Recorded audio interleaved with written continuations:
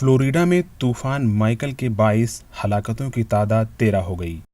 امریکہ میں سمندری طوفان مائیکل سے شمالی کیرولینا میں بھی ایک شخص ہلاک ہو گیا، جس کے بعد طوفان کے نتیجے میں مرنے والوں کی مجموعی تعداد 13 ہو گئی۔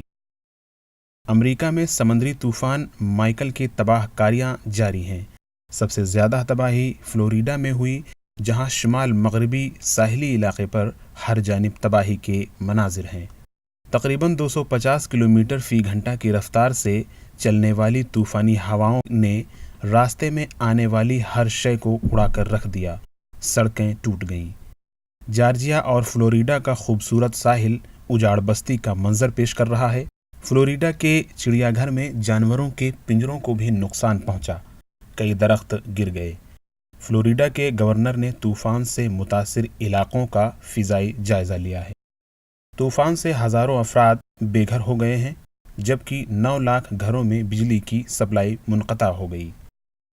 فلوریڈا کے حکام کا کہنا ہے کہ طوفان کے باعث متاثر 6,700 افراد نے 54 شیلٹرز میں پناہ لی ہے۔